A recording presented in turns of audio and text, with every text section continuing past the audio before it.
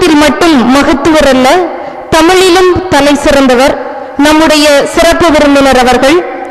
கவிதை இலக்கியத்திற்கு ஆடையா ஆபரணமா, மரபும் புதுமையும் என்ற ஒரு வினாவை எழுப்பி நமக்கு இன்று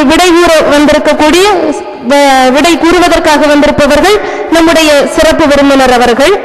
அன்னாரை டாக்டர் வே சோமசுந்தரம் அவர்களை அன்புடன் தங்களுடைய சிறப்பு சொற்பொழிவினை ஆற்ற இந்த மேடைக்கு பணிவுடன் அழைக்கிறோம்.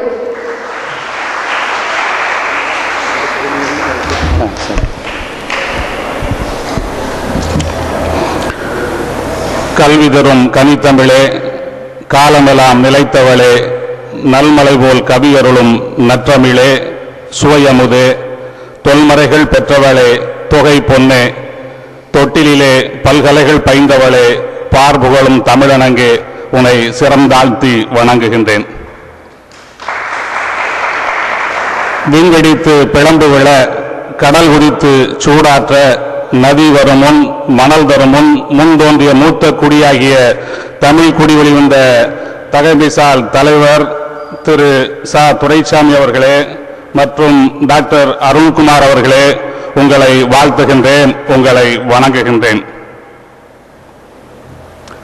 எடுத்த பணியை ஒரு பனிக்கால ரோஜாவை மலர்த்துவதில் இவர் ஒரு ஆணிவேர் உள்ள மனிதர். பேச்சில் மட்டுமே பொழுதுகளை தோய்த்துக் கொள்ளாமல் அவற்றை தன்னுடைய மூச்சில் முடிச்சுக்களில் எல்லாம் மாலை கொடுத்து கொண்டு காலையும் மாலையும் ஜீவனாக்கி கொண்டிருக்கின்ற ஜனநாயகவாதி இவர். நம்பிக்கை கொண்டு நேர்மையோடு அணுகிடுவோருக்கு இவர் ஒரு கார்மேக பூம்பொழில்.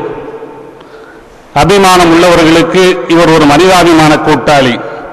மரியாதைக்கும் மாண்பிற்கும் உரிய டாக்டர் நீலமோகன் அவர்களே, மரியாதைக்கும் மாண்பிற்கும் உரிய துறை தலைவர் மரிய ஜூலியட் அவர்களே, மரியாதைக்கும் மாண்பிற்கும் உரிய முனைவர் சிவ சோமசுந்தரம் அவர்களே, உங்கள் அனைவரையும் வாழ்த்துகின்றேன், உங்கள் அனைவரையும் வணங்குகின்றேன். கல்லூரி முதல்வர் ராமலிங்கனார் அவர்களையும் வாழ்த்துகின்றேன், வணங்குகின்றேன்.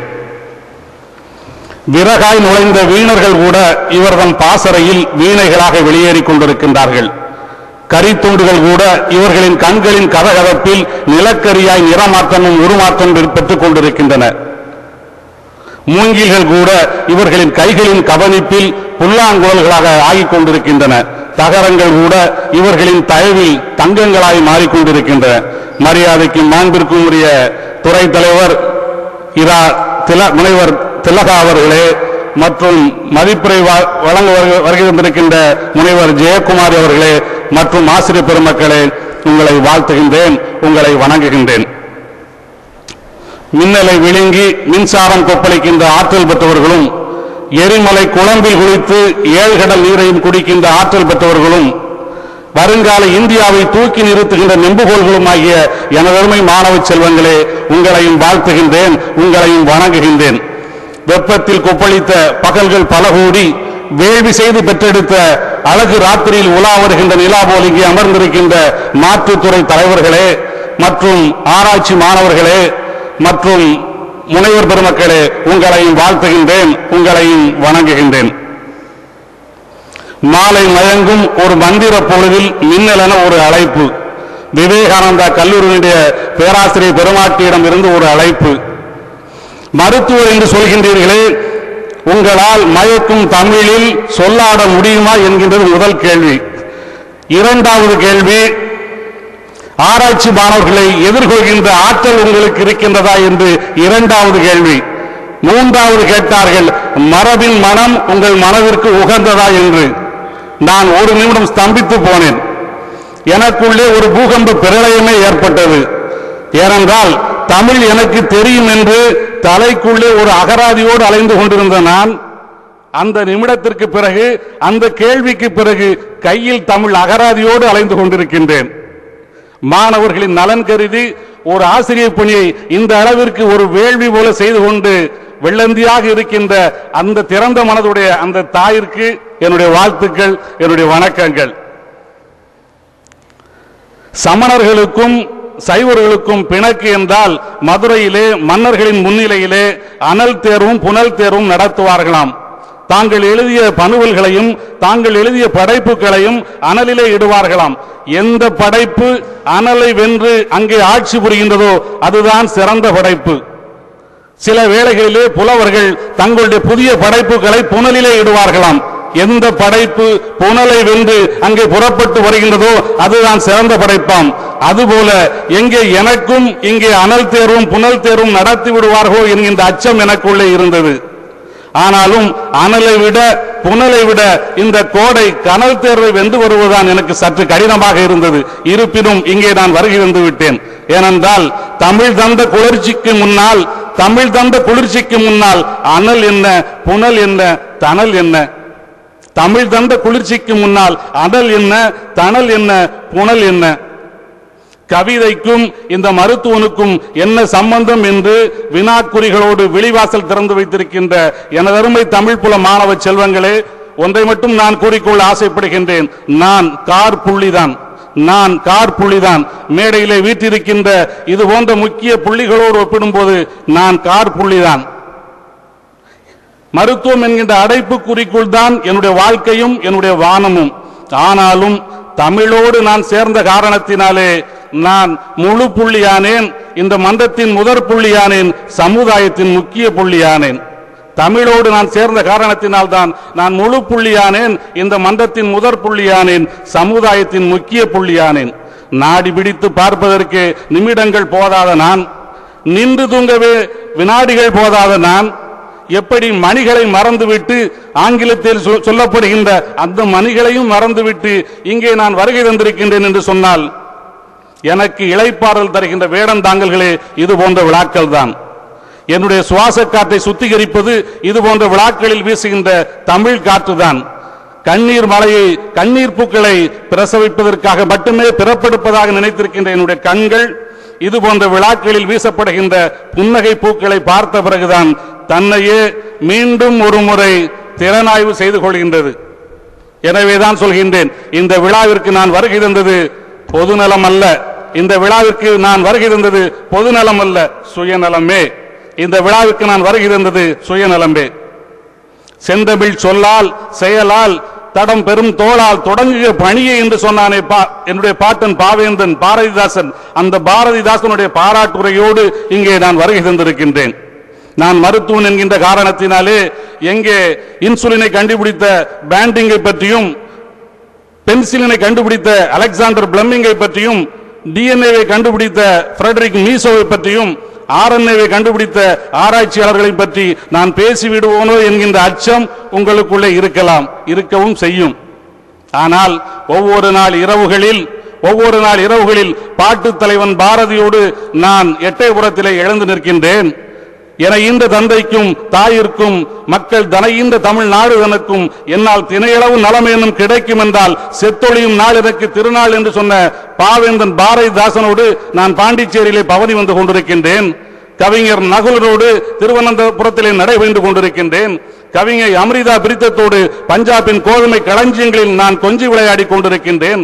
வானம்பாடி இயக்க கவிஞர்கள் புவியரசோடு தினமும் புதிர் போட்டுக் கொண்டிருக்கின்றேன். சிற்பியோடு சேர்ந்து தினமும் சிந்தித்துக் கொண்டிருக்கின்றேன்.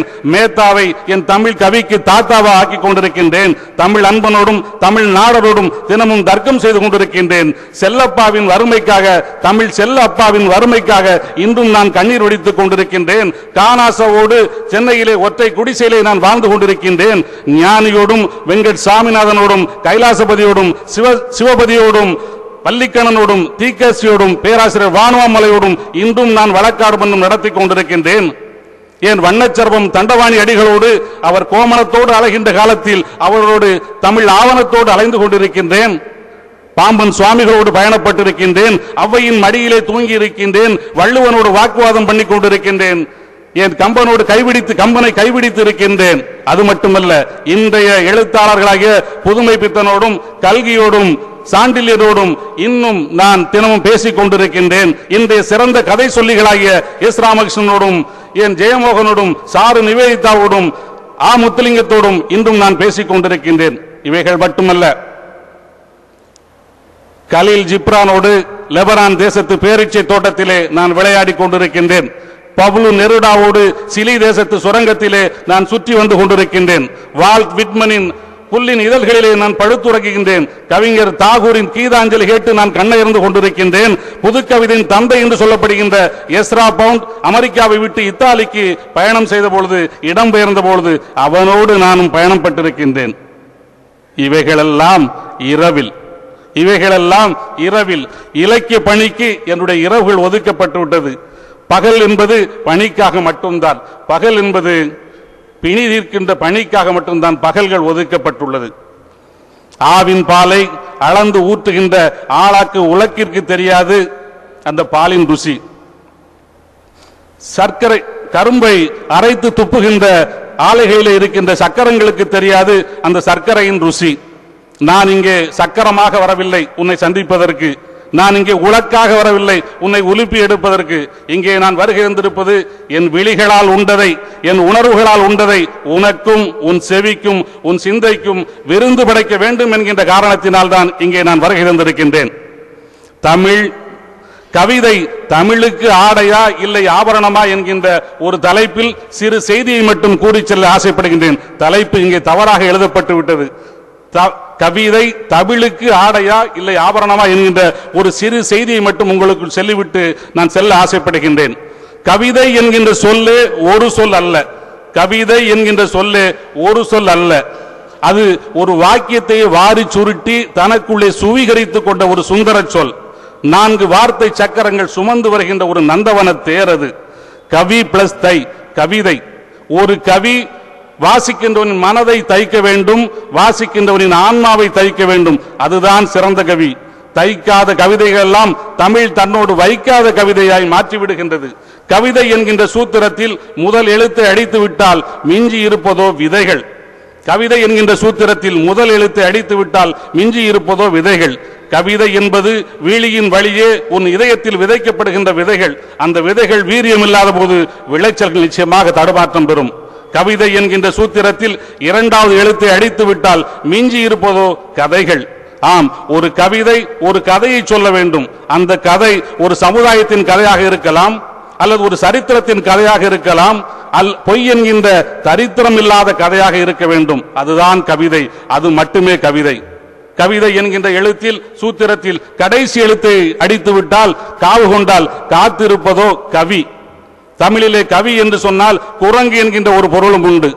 மதுவை உண்ட கவி போல கவியை மனதால் உண்டவன் நிலை இருக்க வேண்டும். அதுதான் கவி. அப்படிப்பட்டதுதான் கவி, மற்றவை எல்லாம் கவிகள் அல்ல. இப்படிப்பட்ட கவிதைகளிலே மரபு கவிதை சிறந்ததா இல்லை புது கவிதை சிறந்ததா என்ற கேள்விக்குறிக்குள்ளே உன்னை நான் குதிக்க சொல்லவில்லை. ஏனென்றால் உன்னுடைய கண்களிலே வலது கண் சிறந்ததா அல்லது இடது கண் சிறந்ததா என்று உன்னால் நிர்ணயிக்க முடியுமா? உன் இதயத்தின் வலது பக்க அறைக்கு வாழ்த்து சொல்லிவிட்டு இடது பக்க அறையை உன்னால் இருட்டடிப்பு செய்ய முடியுமா? உன் வீட்டு மரங்களுக்கு வேர்களுக்கு வெந்நீரும் மலர்களுக்கு மகுடமும் உன்னால் சூட்ட முடியுமா? அதனால் தான் சொல்கின்றேன் பரிணாமத்தின் பரிமாணத்தை டார்வின் மட்டுமல்ல நீயும் நானுமே உணர்ந்து கொள்ள வேண்டும். ஒரு இசத்தை மட்டுமே, ஒரு உரையை மட்டுமே, ஒரு துறையை மட்டுமே, ஒரு தத்துவத்தை மட்டுமே ஏற்றுக்கொண்டு உயர்த்தி பிடிக்கின்றவன் உண்மையின் பல பரிமாணங்களை பார்க்க முடியாமலே இறந்து போகின்றான். கூண்டு கிளிகள் தன்னுடைய கூண்டின் கூரையே வானம் என்று நம்புவது போல தன்னையும் தாழ்த்தி அவர்கள் தமிழையும் தாழ்த்தி கொண்டிருக்கின்றார்கள்.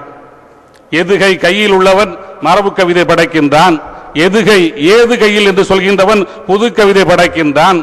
பணக்காரர்கள் தங்களுக்கு ஆபரணம் சூட்டுவது போல மரபு குணம் படைத்தவன் தமிழுக்கு ஆடை சூட்டுகின்றான். இலக்கண ஏழைகள் தங்கள் இதயத்திற்கு புது கவிதை என்கின்ற ஆடையை சூட்டுகின்றார்கள். இங்கே ஆடை பெரிதா இல்லை ஆபரணம் பெரிதா என்பது கேள்வி அல்ல. ஏனென்றால் ஆளுக்கு தேவை ஆடை மட்டுமே என்று சொன்னால் அங்கே அழகியல் கூறு அடிபட்டு போகின்றது. ஆளுக்கு தேவை ஆபரணம் மட்டுமே என்று சொன்னால் அங்கே அந்தரங்கம் அடிபட்டு போகின்றது. இரண்டும் சேர்ந்ததுதான் அழகு. முரண்பாடுகளின் மொத்த உருவம்தான் வாழ்க்கை. இரவு பகல், இறப்பு பிறப்பு, ஆண்டான் அடிமை, அதுபோலத்தான் மரபும் புதுமையும். இலக்கணம் புரியவில்லை, இதயத்திற்கு தெரியவில்லை என்பதற்காக மரபு கவிதையை உன்னால் மாசுபடுத்த முடியுமா? ஏனென்றால் வைரங்கள் வேண்டுமென்றால் நீ ஆழமாக தோண்டித்தான் ஆக வேண்டும். முத்துக்கள் வேண்டுமென்றால் நீ இலக்கிய கடலிலே மூழ்கித்தான் ஆக வேண்டும். உனக்கு சிற்பம் வேண்டுமென்றால் உளியோடு நீ மோதித்தான் ஆக வேண்டும். கண்ணுக்கு தெரியவில்லை என்பதற்காக காற்றை உன்னால் மறுதலிக்க முடியாது. கண்ணுக்கு தெரியவில்லை என்பதற்காக காற்றை உன்னால் மறுதலிக்க முடியாது. அதுபோல கையிற்கு எட்டவில்லை என்பதற்காக சுட்டருக்கும் சூரியனை உன் வார்த்தைகளால் நீ சுட்டுவிட முடியாது. அகநானூற்றில் உள்ள அழகியல் கூறுகளை, புறநானூற்றில் உள்ள வீரத்தின் விளைநிலத்தை எந்த மொழியில் தேடினாலும், எந்த தேசத்தில் தேடினாலும், எந்த இனத்தில் தேடினாலும், எந்த இலக்கியத்தில் தேடினாலும் உன்னால் கண்டுபிடிக்க முடியாது. குறுந்தொகையிலே ஒரு பாடல் உண்டு. குறுந்தொகையிலே ஒரு பாடல் உண்டு. இரண்டு பேர் அதற்கு முன்னாலே சொல்லிவிட்டார்கள். யாதும் யாயும் யாயும் யாயும் யாராகியரோ எந்தையும் நுந்தையும் எம்முறை கேளீர் யானும் நீயும் எவ்வழி அரிதும் செம்புல பயல் நீர் போல அன்புடை நெஞ்சம் தாம் கலந்தனவே என்று. அன்புடை நெஞ்சங்கள் இரண்டும் ஒன்றாகிவிட்டது. அவைகளை பிரிக்க முடியாது. அதற்காக அவர்கள் செம்மண் நிலத்திலே பெய்த மலைகளை ஓமையாக சொல்கின்றார்களே, இந்த ஓமையை உன்னால் இப்பொழுது காட்ட முடியுமா? புறநானூற்றிலே ஒரு பாடல் உண்டு. அழுக்காருக்கு அடிமைப்பட்டு மூவேந்தர்களின் மூளை முனை மலங்கிய காரணத்தினாலே பாரியின் தேசம் நோக்கி படையெடுத்து செல்கின்றார்கள். பாரி இருளில் காரிருளை பரவ செய்கின்றார்கள். பாரியின் மக்கள் அங்கவையும் சங்கவையும் நாடை விட்டு பிரிந்து செல்கின்றார்கள். தேசாந்திரியாக செல்கின்றார்கள். இரவு வருகின்றது, ஒரு நிலவும் வருகின்றது, அந்தோ ஒரு நினைவும் வருகின்றது அவர்களுக்கு. அவர்கள் சொல்கின்றார்கள், என் தந்தையும் இல்லை, தந்தை தந்த பாசம் இல்லை, மலையும் இல்லை, அந்த மலையை நினைக்கின்ற மனமும் இல்லை, மாடமும் இல்லை, நாங்கள் மகிழ்ந்திருந்த கூடமும் இல்லை, அந்தோ நிலவு மட்டும் நீ வந்திருக்கின்றாயே என்று அவர்கள் நிலவை பார்த்து விம்மி விம்மி அழுகின்றார்கள். அந்த